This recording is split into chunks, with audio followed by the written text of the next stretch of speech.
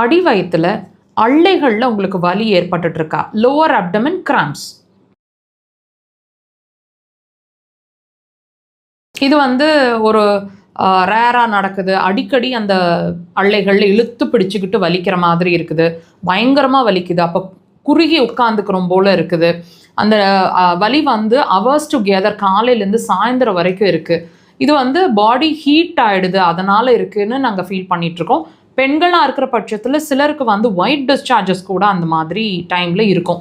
இதெல்லாம் body heat ஆனதுனால அப்படிங்கிறது தானே நீங்கள் ஃபீல் பண்ணிகிட்ருக்கீங்க. தண்ணி நிறையா குடிங்க, வெந்தயம் சாப்பிடுங்க, இந்த மாதிரி வீட்டு வைத்தியங்களே இருக்கீங்க, கரெக்டாக? இப்போது இது வர்றதுக்கான காரணம் என்னன்னு நம்ம தெரிஞ்சுக்கலாமா? நல்லா புரிஞ்சுக்கோங்க. பாடி ஹீட்டுன்றது ஒன் ஆஃப் த ரீசன் தான்.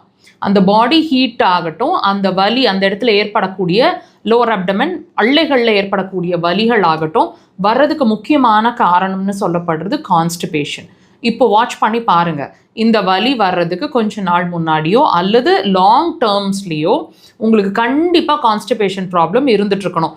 2-3 நாளைக்கு முன்னாடிலிருந்தே மோஷன் சரியாக போகாமல் இருக்கிறது, அடிக்கடி மோஷன் போயிட்டே இருக்கிற மாதிரி ஒரு ஃபீலிங் இருக்கிறது, மோஷன் டார்க் கலரில் கட்டி கட்டியாக, அதாவது புழுக்கைகள் மாதிரி ட்ரையாக போகிற மாதிரி இருக்கிறது, இந்த மாதிரி ஏதாவது ஒரு சிச்சுவேஷன்ஸ் இருந்திருக்குங்க.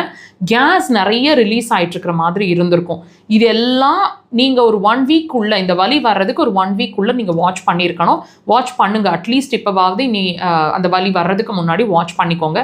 உங்களோட மோஷன் கான்ஸ்டிபேஷனை எப்படி ட்ரீட் பண்ணணும் அப்படிங்கிறதும் நீங்கள் இதை சரி பண்ண, அதாவது உங்கள் மோஷன் கான்ஸ்டிபேஷனை சரி பண்ணால் மாத்திரமே உங்களோட இந்த வலி அப்படிங்கிற ஒரு விஷயம் வராது. நாங்கள் ஒவ்வொரு பதிவுலையும் சொல்லிகிட்டே தான் இருக்கிறோம். உங்களுக்கு ஒவ்வொரு சிம்டம், உங்கள் பாடி சொல்லிட்டு இருக்கக்கூடிய சிம்டம் பிரச்சனை இல்லைங்க, பிரச்சனை இருக்கிறதுக்கான அறிகுறி மாத்திரமே.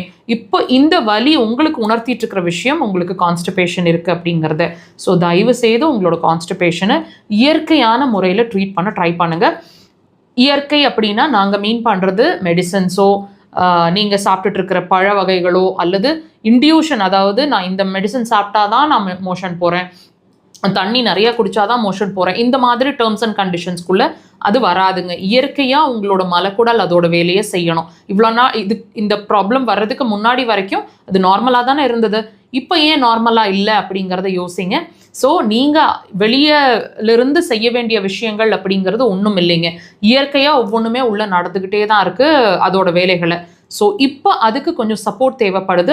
அக்குபஞ்சர் அதுக்கு சிறந்த தீர்வாக இருக்கும். இயற்கையாக அதோட வேலைகளை செய்ய வைக்க முடியும். கண்டிப்பாக ட்ரை பண்ணுங்கள்.